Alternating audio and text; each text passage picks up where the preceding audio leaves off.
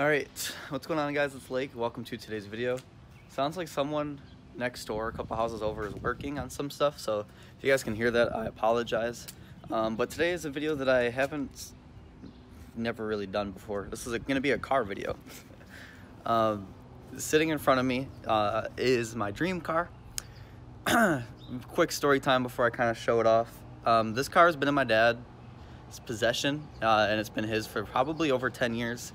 He got the car in an amazing condition, honestly.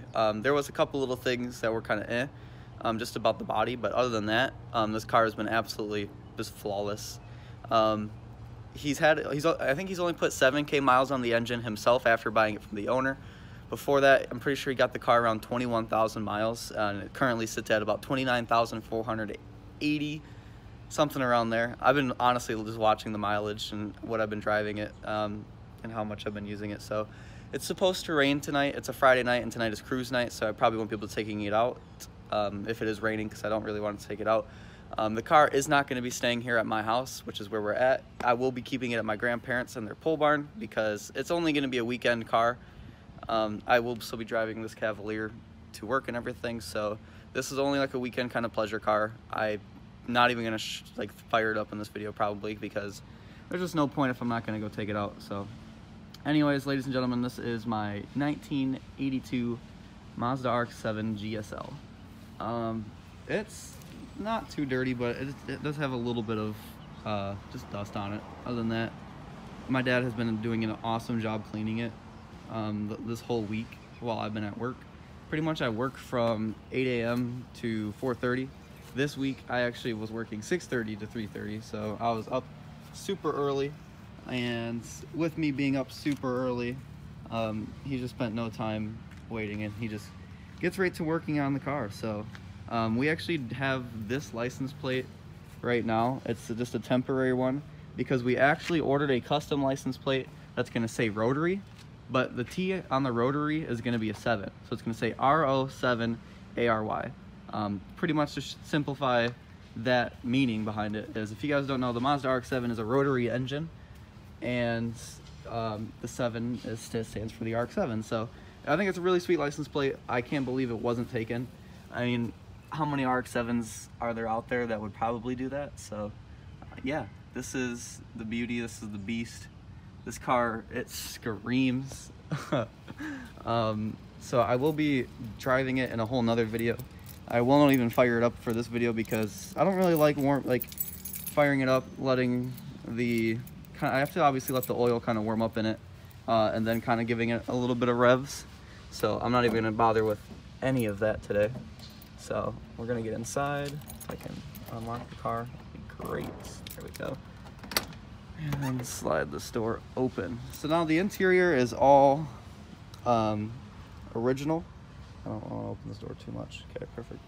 Not even on the wall or anything. So pretty much, well, the whole car is original, other than the tires. Everything, we haven't added anything to the body. We probably won't even do anything to the body. I think the body work looks fantastic. I think this car looks great. We are going to be getting another paint. It will still be like this black, but there's just like little bits and pieces and little spots that are kind of like scratched. Like there's one right here. There's this little one right here on the side. You can't really see it that well. Maybe you can, I don't know, it's in 4K. But pretty much it's been sitting in a garage for such a long time, and really there's been some kids, not me, but there's been some kids that have kind of, when they're in the garage, kind of messed with it. So obviously not purposefully, just they try to like get their bikes out and like fucking ding my car, and then yeah, it's pretty rough. So obviously not this garage. So here's the interior. This right here, just kind of show you, 29,482 miles on the engine, which is ridiculous. Now you're probably thinking it's an 82, the rotors are sealed. Nope. Pretty much we always would start the car at least once every 3 or 4 weeks, at least, if not sooner. Pretty much just kind of start it, kind of let it idle for a little while, you know, let the oil kind of warm up in it. So, you know, kind of give it some revs, make sure that everything's running well, all that stuff. And then when you only really take it out in summers. This car has never seen snow. It's seen a little bit of rain, but not even that much rain. Like, it's ridiculous how well like kept this car is. No rust or anything. It's beautiful. So I'm gonna show off more of the interior. Like everything's original other than we did add this Panasonic, which is really dope. And then we did build, this is probably one of my favorite parts about the interior. I mean, honestly, I love everything about this car, but this right here is a custom sub box. There's like a little panel thing right there.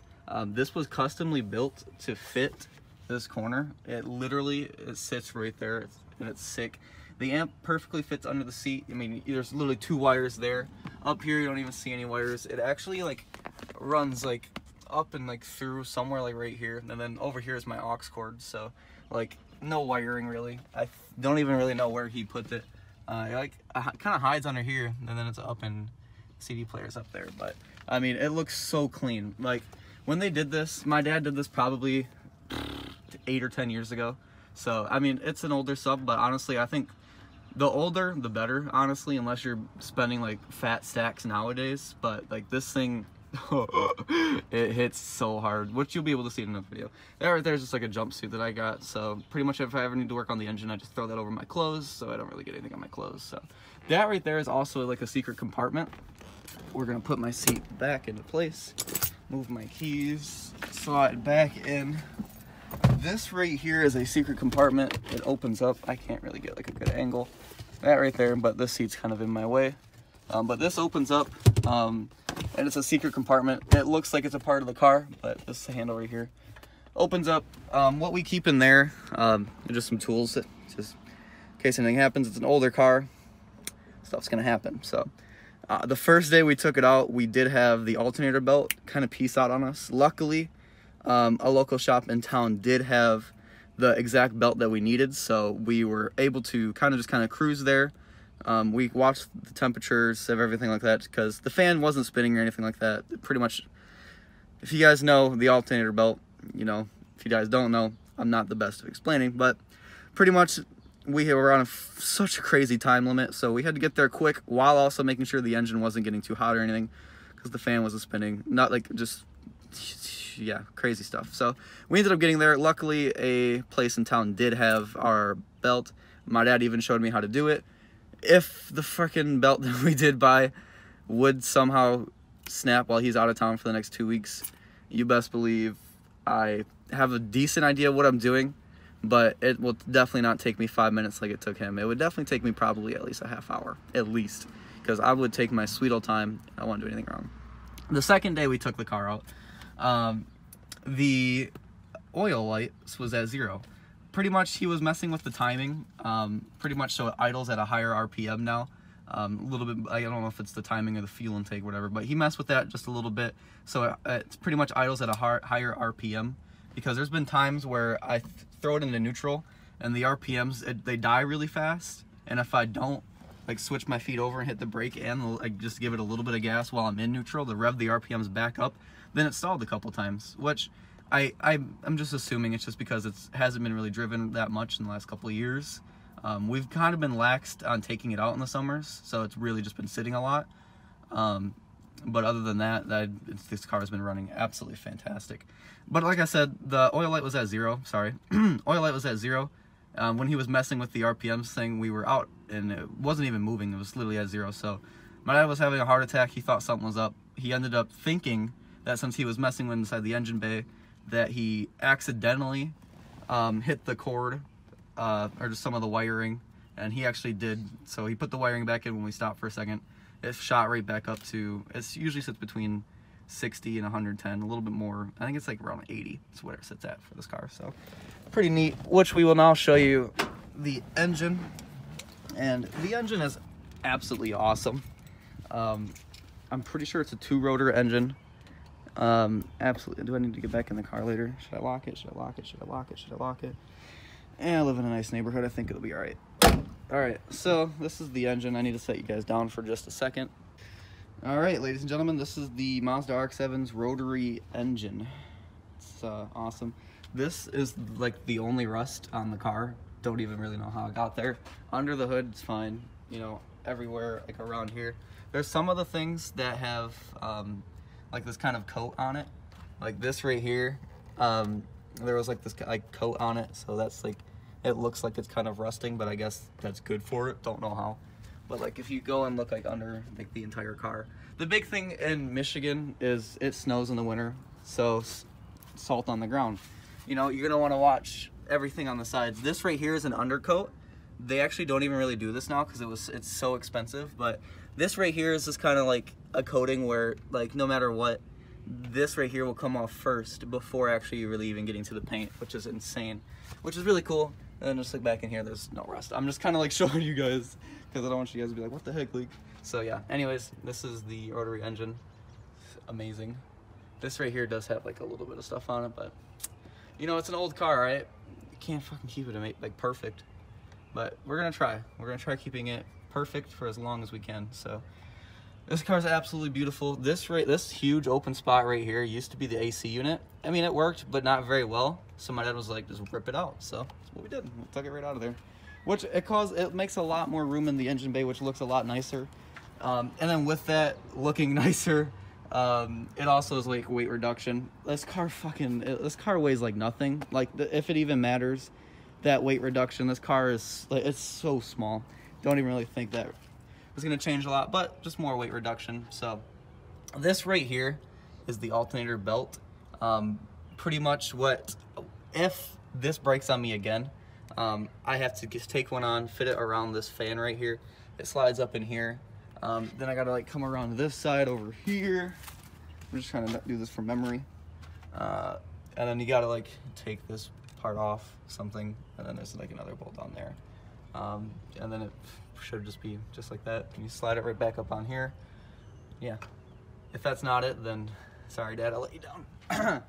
But yeah, I'm slowly learning all the crazy demands that this engine has. Obviously, it's not your basic 4-cylinder engine. It's obviously a lot more complicated. They don't even make rotary engines anymore, so it's super cool.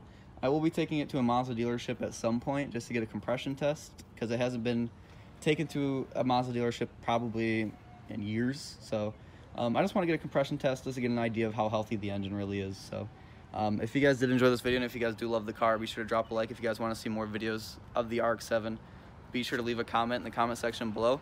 Also, if you guys want to go above and beyond, I guess leave me some comments of some specific kind of videos you want to see of the RX-7. Whether it be me just cruising around, whether it be you want to listen to when I'm actually taking it out, some higher shifts. I wouldn't even care if I made a montage of when I turn on to like some busier streets. And the red line, I mean, I'd never really redline, but it goes up to about 5,000–6,000 RPMs quite easily. I think the red line is 7–8. Yeah, it is. So yeah, it gets up. I usually put about 5–6 in first and second gear, and then probably like 4,000 or 5,000 and 3–4. But I'm kind of also learning when to shift and making sure like I know perfectly what timing for this car, because like it just feels like some of the timing it's so much. There's a racing fuel pump and it feels like it just wants to scream more than it wants to be a little sissy. So crazy, like F it, dude. It's a rotary engine. Let the thing scream. It's good for it. So we'll be letting it scream soon in some videos. Don't worry. So ladies and gentlemen, hope you guys enjoy the 1982 Mazda Rx7 GSL. Any questions, leave them in the comment section below. I'll try to answer best I can. I'll go through a list of things that I want to do to the car as well in a future video. Yeah, welcome to the car vlogs. They're about to be lit.